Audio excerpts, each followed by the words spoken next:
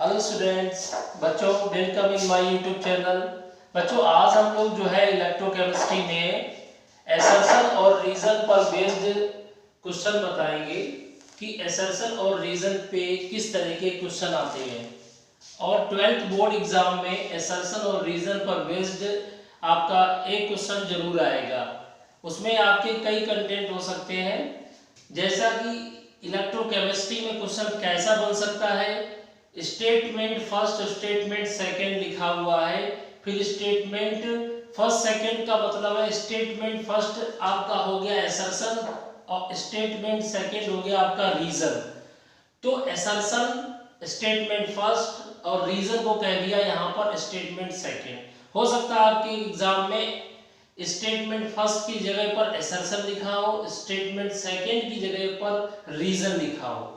ठीक है, अभी आपको हम बताएंगे कि एसर्शन और रीजन पे जो चार ऑब्जेक्टिव होते हैं जिनमें से हमें चूज करना होता है कि ए ऑप्शन है कि बी ऑप्शन है कि सी ऑप्शन है कि डी ऑप्शन है।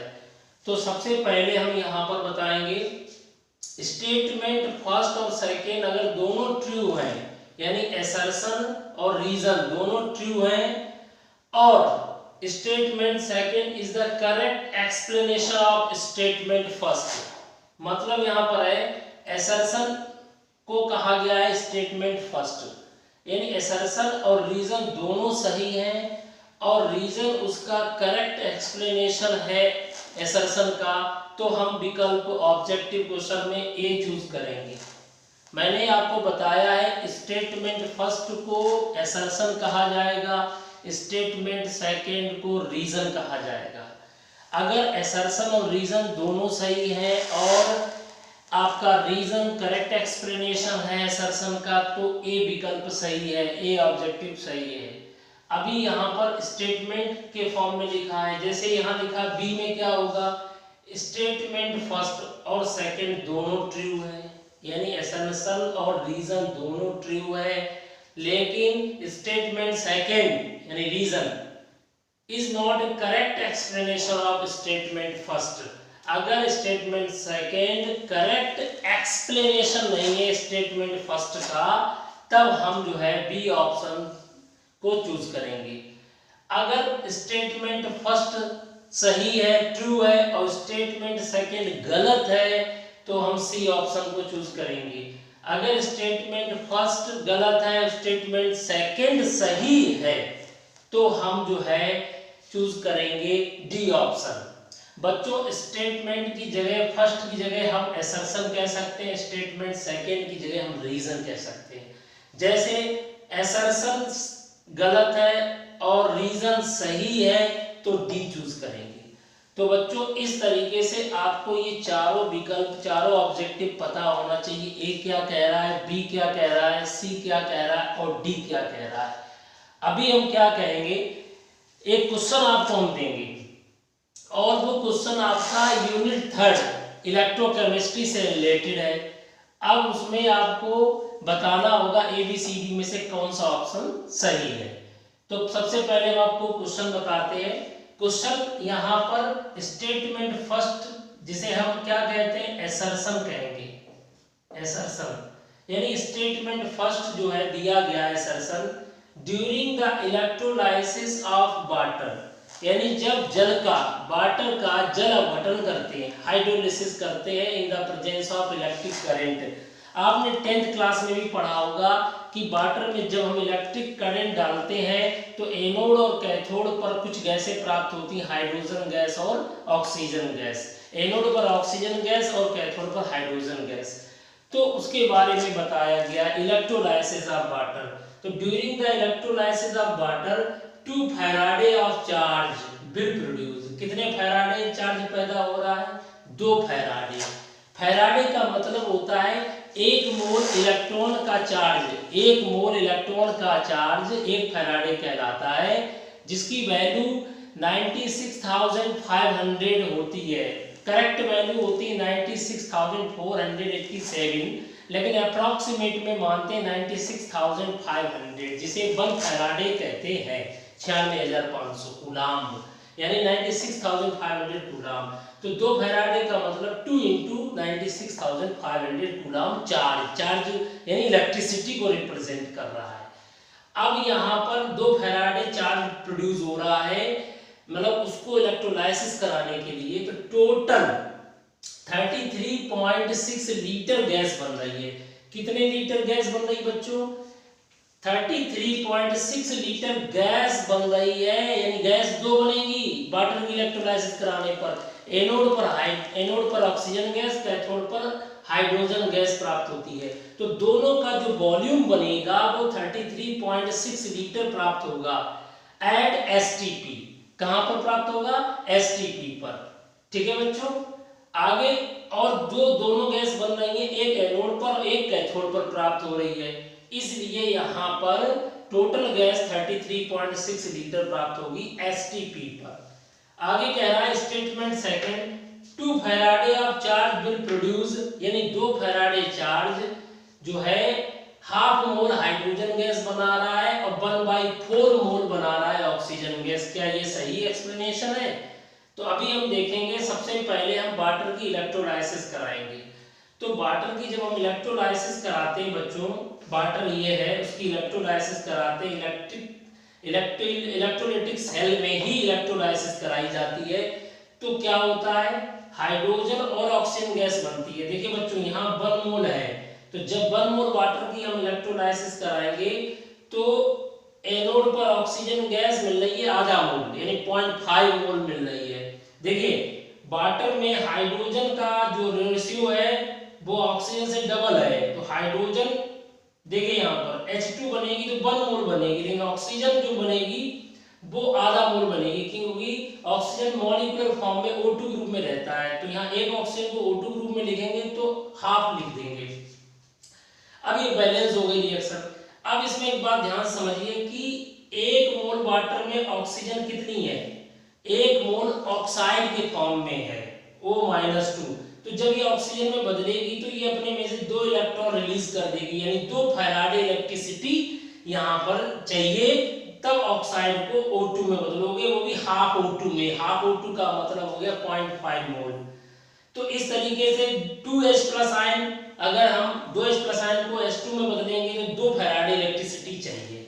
तो टोटल क्वेश्चन में 2 फैराडे ही दे रहे हैं, तो 2 फैराडे के हिसाब से आधा मोल मिल रहा है तुम्हारा, 0.5 मोल मिल रहा है ऑक्सीजन और 1 मोल मिल रहा है हाइड्रोजन। तो 1 मोल में एसटीपी पर, किसी भी गैस का 1 मोल में एसटीपी पर वॉल्यूम होता है 22.4 लीटर। ओके, और आधा मोल कितने वॉल्यूम होगा? तो 1 मोल गैस के बनने में 22.4 मोल लीटर गैस बन रही है। 1 मोल में एसटीपी पर किसी भी गैस का वॉल्यूम 22.4 लीटर होता है। तो आधा मोल में कितना होगा? आधा का मतलब 11.2 मोल होगा। तो 11.2 मोल और जे 22.4 लीटर। देखिए यहाँ पर 1 मोल वाटर का इलेक्ट्रोलाइसिस कराया गया तो यहाँ 1 मोल हाइड्रोजन गैस बनी। 1 मोल का एसटीपी पर वॉल्यूम 22.4 लीटर होता है, जबकि ऑक्सीजन आधा मोल बन रही है, हाफ मोल। तो हाफ मोल हो गया 22.4 लीटर का जस्ट हाफ कर देंगे तो आ जाएगा 11.2 लीटर। तो 22.4 लीटर और 11.2 लीटर दोनों को जोड़ देंगे, तो जब दोनों को जोड़ देंगे तो टोटल वॉल्यूम आ जाएगा 33.6 लीटर, जैसा कि स्टेटमेंट फर्स्ट में दिया गया है कि एनोड और कैथोड में जो गैस बन रही है उनका टोटल वॉल्यूम जो है 33.6 लीटर है। ओके, तो 33.6 लीटर गैस आ गई यहाँ पर, यानी ये हमारा स्टेटमेंट फर्स्ट बिल्कुल सही दिया गया है। 2 फैराडे इलेक्ट्रिसिटी देने पर टोटल गैस जो प्राप्त हो रही है वो 33.6 लीटर बन रही है। स्टेटमेंट फर्स्ट यानी असर्शन इज करेक्ट, असर्शन हमारा सही है।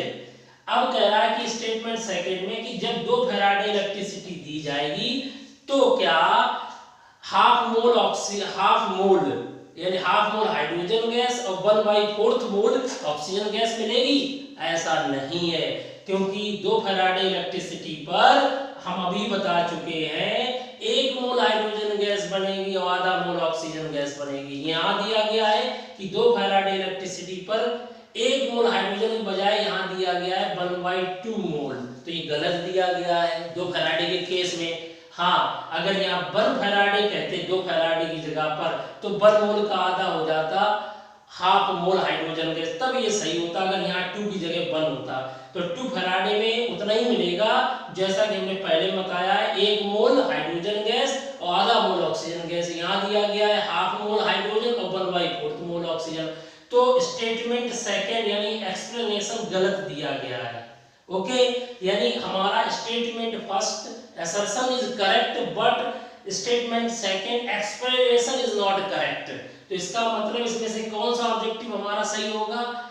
सी सही होगा, क्योंकि सी में स्टेटमेंट फर्स्ट ट्रू है और स्टेटमेंट सेकंड फॉल्स है।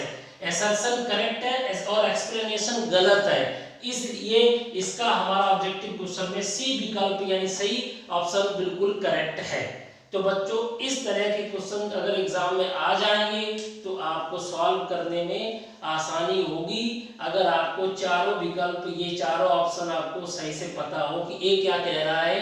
ए कह रहा है कि असर्शन रीजन दोनों सही है और रीजन करेक्ट एक्सप्लेनेशन है, और बी में ए बी यानी statement first second assertion reason सही है लेकिन एक्सप्लेनेशन सही नहीं है। स्टेट और सी में स्टेटमेंट फर्स्ट असर्शन सही है लेकिन रीजन सही नहीं है, स्टेटमेंट सेकंड गलत है। और डी में स्टेटमेंट फर्स्ट असर्शन गलत है, रीजन सही है, स्टेटमेंट सेकंड सही है। तो इस तरीके से इस क्वेश्चन में जो क्वेश्चन दिया गया था उसमें स्टेटमेंट के रूप में दिया गया, स्टेटमेंट फर्स्ट सेकंड, फर्स्ट सही है और सेकंड स्टेटमेंट गलत है, इसलिए हम ऑप्शन सी को चूज करेंगे। तो बच्चों इस तरह के क्वेश्चन आपके बोर्ड एग्जाम में आ सकते हैं, ये जो है इनबिल्ट है आपके बोर्ड एग्जाम के लिए भी, कॉम्पिटिटिव एग्जाम के लिए भी, तो इसलिए इनको तैयार कर लीजिए। इस तरह के स्टेटमेंट को पढ़िए, रिवाइज करिए और आप ए बी सी डी में से कोई एक विकल्प, एक ऑप्शन चूज करिए। ठीक है बच्चों। अब बच्चों हम जो है थोड़ा सा आपको मैं एक्सप्लेनेशन करना चाहेंगे कि इलेक्ट्रोलाइसिस ऑफ वाटर, जैसा कि हम प्रीवियस वीडियो में बता चुके हैं।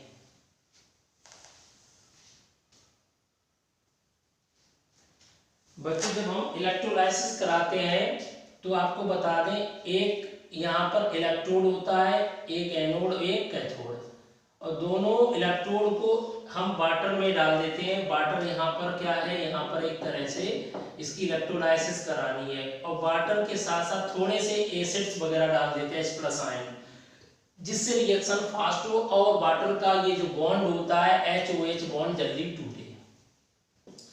तो होता क्या है यहाँ पर, ये आपका प्लस माइनस है, प्लस वाले को एनोड कहते हैं बच्चों, माइनस वाले को कैथोड कहते हैं। यहाँ से गैस बनेगी, एक यहाँ पर गैस बनेगी, उसको कलेक्ट कर लेंगे, यहाँ ऑक्सीजन गैस बनेगी, यहाँ पर हाइड्रोजन गैस बनेगी।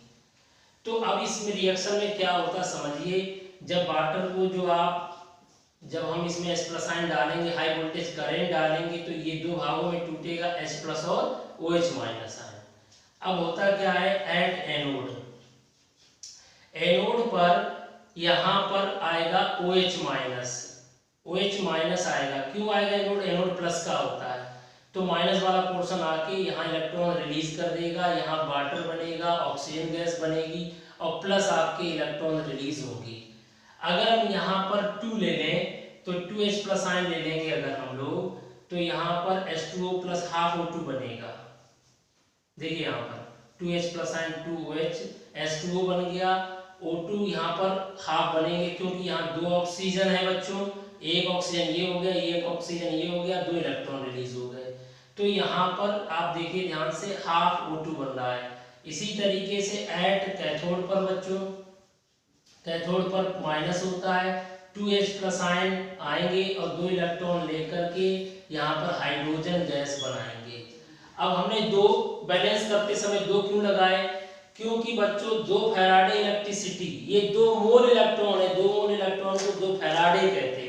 तो ये 2 फैराडे इलेक्ट्रिसिटी प्रोड्यूस हो रही है, एक तरह से यहाँ पर लग रही है, तो यहाँ पर 2H+ आयन में भी 2 फैराडे लग रही है। इसलिए देखो ध्यान से, यहाँ ऑक्सीजन गैस हाफ मोल बन रही है, यहाँ पर हाइड्रोजन गैस 1 मोल बन रही है। तो 1 मोल गैस बन रही है, यहाँ पर 1 मोल गैस का STP पर वॉल्यूम होता है 22.4 लीटर, और यहाँ पर ऑक्सीजन गैस हाफ मोल बन रही है, तो हाफ मोल का वॉल्यूम होगा 11.2 लीटर। तो दोनों को जोड़ देंगे तो 33.6 लीटर टोटल गैस बनेगी, जैसा कि इस क्वेश्चन में एक्सप्लेनेशन फर्स्ट करेक्ट है। ठीक है, लेकिन 2 फैराडे में बनेगी, 1/4 मोल ऑक्सीजन नहीं बनेगी। तो इसलिए हमारा स्टेटमेंट सेकंड गलत था, क्योंकि हमें पता है किसी भी गैस के 1 मोल का, कोई भी गैस हो उसके 1 मोल में कितना वॉल्यूम ऑक्युपाइड करती है, 22.4 लीटर। तो 1 मोल में ये 22.4 लीटर, आधा मोल में 11.2 लीटर, दोनों का वॉल्यूम 33.6 लीटर आ गया। तो बच्चों इस तरीके के क्वेश्चंस अगर बोर्ड एग्जाम में आएंगे, आप प्रयास करिएगा कि ABCD में सही से आप उसको चूज करें कि भाई असर्शन सही है कि रीजन सही है, दोनों सही है, करेक्ट एक्सप्लेनेशन क्या है। तो आप क्या करेंगे, इनको बड़े ध्यान से समझेंगे दोनों चीजें। खासकर दिक्कत होती है स्टेटमेंट फर्स्ट जब सही होता है और उसका जो एक्सप्लेनेशन होता है वो सही है कि नहीं है, इस पर फोकस करने की जरूरत है। ठीक है बच्चों, इस तरीके से आज का हमारा टॉपिक था असर्शन रीजन पर बेस्ड। एक आपको क्वेश्चन बताया जाए जो यूनिट 3 इलेक्ट्रोकेमिस्ट्री से रिलेटेड है। बच्चों इसको रिवाइज कर लीजिएगा, और ये हमारा पार्ट 17 का वीडियो है, और जो पीछे के वीडियोस हैं उनको भी आप रिवाइज करिएगा, देखिएगा और क्लियर से आपको समझ में आएगा। ठीक है बच्चों, थैंक यू वेरी मच।